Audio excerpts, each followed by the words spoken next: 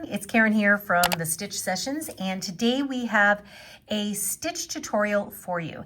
And this one is kind of important because it's going to relate to an upcoming crochet video, kind of like a crochet lesson on something that is very, very popular with regards to a motif. So I think you're really going to kind of find today's stitch interesting, and then when I bring it up in the future video, it will hopefully make a lot more sense.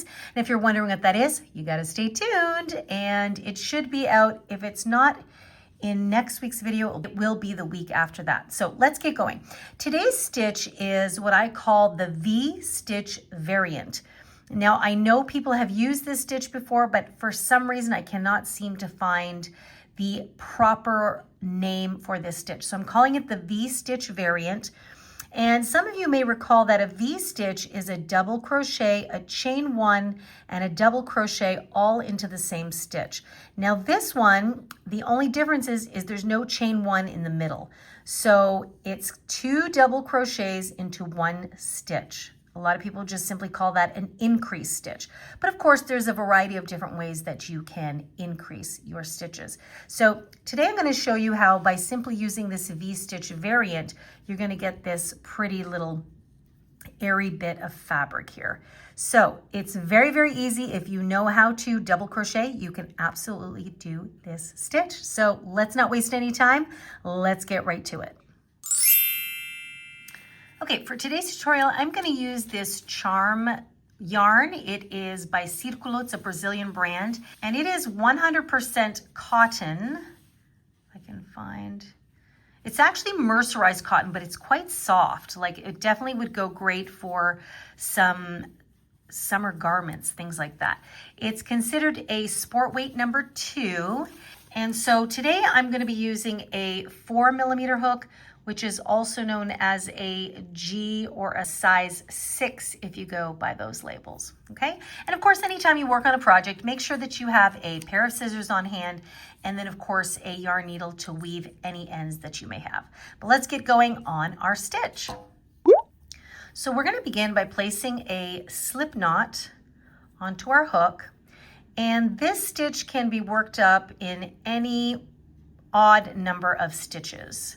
So I'm going to just work up 13 stitches. So we have 1, 2, 3, 4, 5, 6, 7, 8, 9, 10, 11, 12, and 13. So once you have your desired length in an odd number, you will then add 2 more. So I'm going to add 1 and 2. Okay, so now let's begin our V-stitch variant. What you'll need to do is count the 4th chain from your hook. Now remember that the loop on the hook does not count as anything. So we count 1, 2, 3, and there is the 4th chain. And into that chain, we're going to place 2 double crochet stitches. So I'm just going to insert my first double crochet. And then I'm going to insert my second one into the same stitch. Okay, so you have something just like this. And so what we are looking at here is we have these 3 chains at the beginning. This will count as a double crochet. And then we have our 2 double crochets, and that is simply our V-stitch variant. So it's a V without the chain in the center, okay? And so now what we will do is we will skip the next chain, and into the following chain, we will again place 2 double crochet stitches. So it's kind of like a skinnier version of the V-stitch, right? So the V-stitch, because it has that chain 1, it creates a much more open post of the V, and this one just keeps it a little bit more narrow, okay? And this is what you would continue to repeat. So you're going to skip the next chain and into, oops, my chains are all mixed up here. So I'm going to skip the next chain, and into the following, I will do the same thing. So you will keep repeating this method all the way to the end. So you will always place 2 double crochets into the same stitch, then you will skip a stitch, and then into the next stitch you will repeat.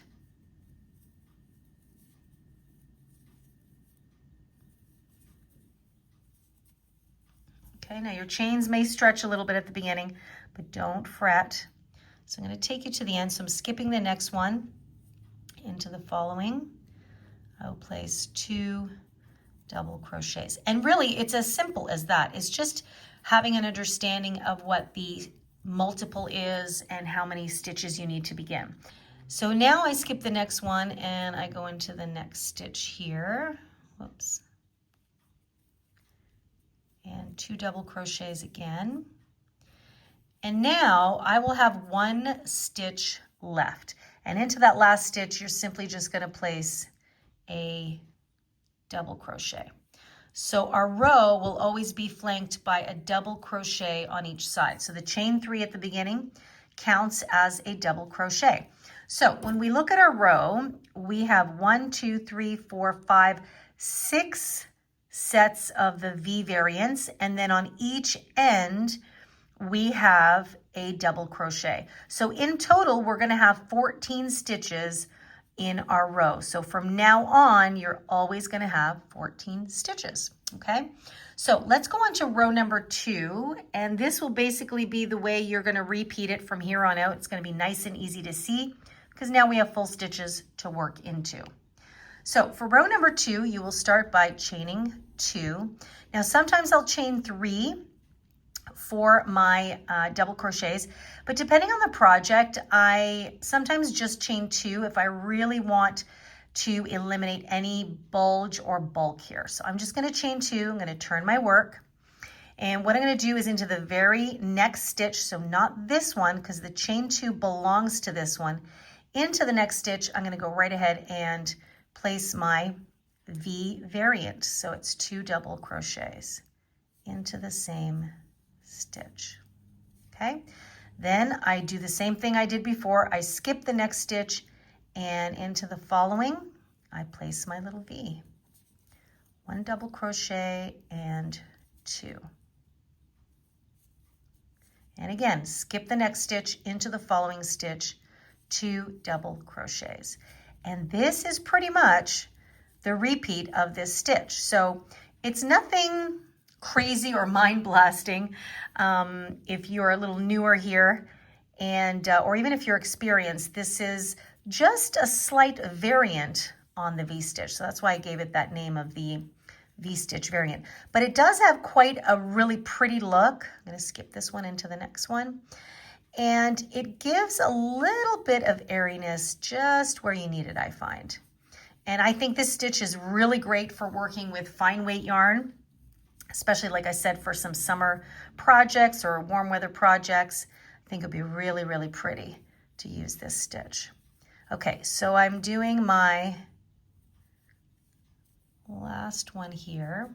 Okay, now at the end, I'm going to have 2 stitches left. So I have this one here that belongs to this leg of the V, and then I've got my chain 2 here. So I'm going to find the top of the chain 2. I'm going to skip this one, find the top of that chain 2, and I'm going to place my last double crochet there. And these first 2 or 3 rows can be kind of finicky because you're just still establishing the shape of your fabric. Okay, so there we go. And so you should still have your 6 sets of V's, 1, 2, 3, 4, 5, 6, and you have a double crochet on each side. And there you go. And I love how it kind of creates this pretty little petal-like effect as you go across. That is pretty much it, guys. So I'm going to work up several more rows so you can kind of get the full effect. So you're always going to chain 2. Again, you can chain 3 if you are a super tight crocheter. I find chain 2 in this stitch works really nicely. And whenever you begin, right after the chain 2, in the very first stitch after that, that's where I start placing my V variants. So go back into the same stitch. And then as always, you skip the next stitch and go into the one after that. So nothing too crazy. Okay guys, so I'm just gonna go ahead and work up a bunch more rows, and then I'll just be back shortly. Okay, so I have worked up a total of 10 rows, and I just wanted to work up a longer piece here so you could see the effect. Isn't that so pretty? So when you see the wrong side of the stitches, it just creates this like flower-like effect. I just think it's so, so pretty. So it looks the same on the back as it does on the front. And that is it. That is the V-stitch variant, and I just love it. So I hope that you were pleasantly surprised by something so basic, looking so, so pretty and so easy to do.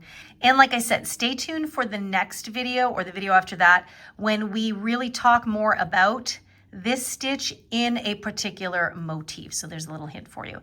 Now, if you have any questions, which I don't think you will, please do leave it for me in the comment box down below. Or actually, if you guys have any requests or suggestions on other stitches that you would like me to kind of break down for you, please do leave that for me in the comment box down below. I absolutely love hearing from you. And a few of you have reached out to me, and I have obliged, of course, with pleasure. I might not do it right away just because I have so many emails and things like that coming in, but do not fret. I do get to all of them and I will respond. So if you have any requests, please do let me know. And if you'd like to email me directly instead, you absolutely can do that. I love it when you do. You can email me at info@crochetcrafty.com. And as always, you know what I'm going to tell you guys is come visit the website. There's a lot of great resource tools there for you, and as well as some free written patterns and a link to my Etsy shop, which is Crochet Crafty Canada. So that's all for now. I hope this will give you a little bit of inspiration on some upcoming projects. And in the meantime, I hope you have an amazing day. Take good care of yourselves as always, and I will see you guys in next week's session. Bye-bye.